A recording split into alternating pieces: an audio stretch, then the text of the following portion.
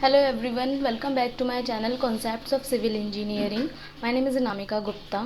आज की वीडियो में हम पढ़ेंगे रेन गेज के बारे में। रेन गेज वैसे तो दो टाइप के होते हैं, दो कैटेगरीज में आते हैं, बट आज हम जो पढ़ेंगे वो सिमॉन्स रेन गेज के बारे में पढ़ेंगे ब्रीफ में। तो चलिए वीडियो स्टार्ट करते हैं।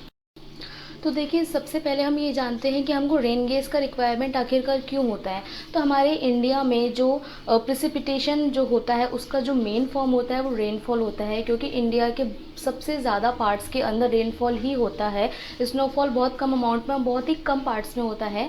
तो इसीलिए जितना रेनफॉल हो रहा है उस अमाउंट को मेजर करने के लिए और उस रेनफॉल की इंटेंसिटी को मेजर करने के लिए हम एक डिवाइस यूज़ करते हैं, जो कि हमारे जो मेट्रोलॉजिकल डिपार्टमेंट है उन्होंने प्रिस्क्राइब किया हुआ है, and that is called rain gauge. ठीक है, अब इस रेन गेज का यूज़ हम क्यों करते हैं सबसे ज़्यादा, क्योंकि वैसे तो रेन गेज दो टाइप के होते हैं, सबको पता है, रिकॉर्डिंग टाइप का rain gauge and non recording. ठीक है, लेकिन आज हम जो बात कर रहे हैं वो नॉन रिकॉर्डिंग टाइप के रेन गेज की बात कर रहे हैं। ठीक है, जिसे हम नॉन ऑटोमेटिक रेन गेज भी कहते हैं।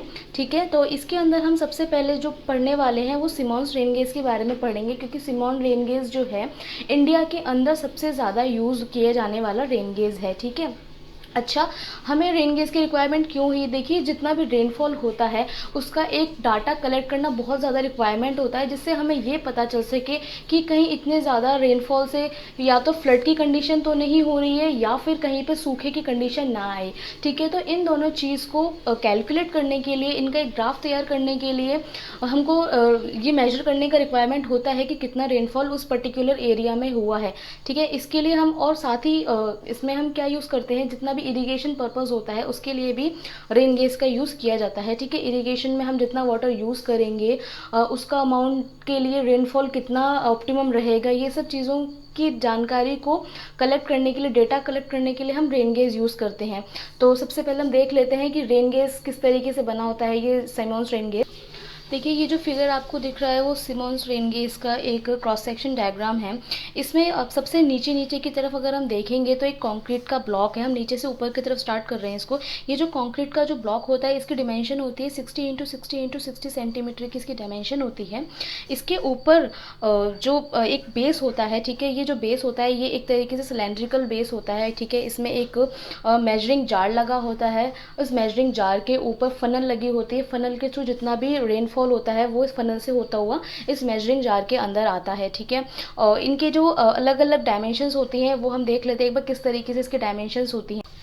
देखिए, अगर डायमेंशन की बात करें तो इसका जो सर्कुलर कलेक्टिंग एरिया होता है उसका डायमीटर 127 mm या फिर 5 इंचज़ के अंदर होता है। ठीक है, जो कि एक फ़नल से कनेक्टेड रहता है। ठीक है, और फ़नल के बाद जो इसके अंदर एक रिम लगी रहती है। ठीक है, जो कलेक्टर की जो रिम होती है उसकी हाइट 30.5 सेंटीमीटर ग्राउंड लेवल से ऊपर होती है। ठीक है, क्योंकि जो हमारा ग्राउंड लेवल है वो कंक्रीट का मटेरियल है। ठीक है, कंक्रीट का बना हुआ है या फिर मिसोनरी का बना हुआ है, उससे 30.5 सेंटीमीटर की हाइट पे ये कनेक्ट रहता है। ठीक है, अब ये जो फनल होता है, जितना भी रेनफॉल है, ठीक है, वो इस फनल से होता हुआ, यानी कि ये फनल क्या कर रहा है, रेनफॉल का डिस्चार्ज कर रहा है।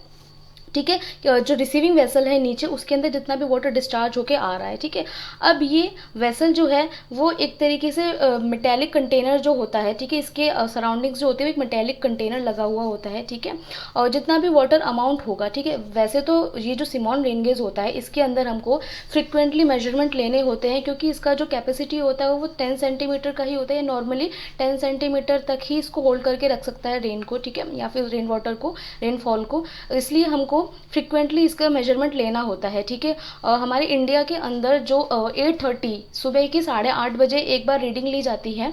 ठीक है, और ये जो रीडिंग्स है ये फ्रिक्वेंटली ली जाती हैं। ठीक है, लास्ट 24 आवर्स में एक कुछ अमाउंट में रीडिंग्स ली जाती है कि दिन में कितनी बार रेनफॉल का अमाउंट में फ्लक्चुएशंस आए। अब बात करते हैं जो हमारा सिलेंड्रिकल ग्रेजुएटेड मेजरिंग ग्लास है उसके अंदर क्या क्या लगा हुआ होता है। देखिए, जो ग्लास होता है इसके अंदर एक स्केल लगा रहता है जिसकी जो रेंज होती है वो 0.2 mm से स्टार्ट होती है। ठीक है, लेकिन जो आपको एकदम एस्टिमेट निकालना है रेनफॉल का, बिल्कुल क्लियरली निकालना है, तो 0.1 mm के लेवल पे हम इसको लेते हैं। ठीक है, इंडिया के अंदर लगभग 3 से 4 बार सिमॉन्स रेन गेज के अंदर रीडिंग ली जाती है, किस केस में, अगर बहुत ज़्यादा हैवी रेनफॉल है तो। ठीक है, उसके बाद क्या करते हैं, 24 आवर्स में जितनी बार आप रीडिंग ले रहे हो उसका टोटल कैलकुलेशन किया जाता है कि उस पर्टिकुलर डे में कितना अमाउंट में रेनफॉल हुआ है और कितना वाटर रेनफॉल का कलेक्ट हुआ है। तो ये था इसका क्रॉस डायमेंशन और इसका स्ट्रक्चर। अब इसमें कुछ फैक्टर्स हमको ध्यान में रखने होते हैं जब भी हम रेन गेज को प्लेस करते हैं, तो वो साइट हम कैसे चुने ये सब देखने के लिए कुछ फैक्टर्स होते हैं, तो हम वो देखते हैं एक बार।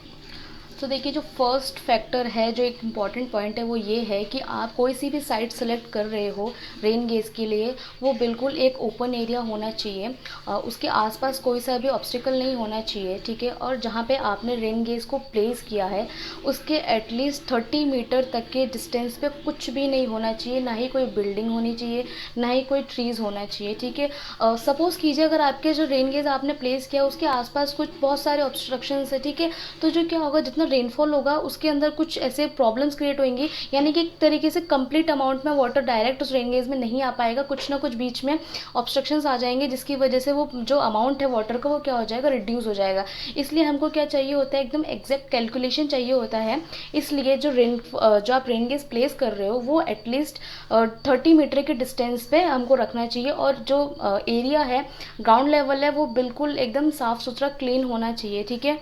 सेकेंड थिंग इज़ दिस कि अगर कोई आप हिली एरिया पे मेजरमेंट ले रहे हैं तो वहाँ पे रेन गेज आप प्लेस नहीं करें, क्योंकि वहाँ पे एक तो लेवलिंग नहीं होती है और वो एक हमको फ्लैट स्पेस नहीं मिलता है, और जो रेनफॉल का अमाउंट है वो भी सही तरीके से नहीं मिलता है, ठीक है। इसलिए हम हमेशा क्या करते हैं, वो जगह वो साइड चूज़ करते हैं जहाँ पे जो विंड है, ठीक है, हाई विंड सबसे ज़्यादा आ रही है, या फिर उस विंड की वजह से कोई से भी प्रॉब्लम्स क्रिएट नहीं हो रहे हैं, ठीक है। तो ये सारे जो फैक्टर्स है वो हमें ध्यान में रखने चाहिए रेन गेज को प्लेस करते टाइम। तो ये था मेरा आज का वीडियो। आई होप आपको अच्छा लगा हो। अगर आपको मेरा वीडियो अच्छा लगे तो इसे लाइक कीजिए, शेयर कीजिए, सब्सक्राइब कीजिए मेरे चैनल को। मिलते हैं आपसे अपने अगले वीडियो में। Till then take care, bye.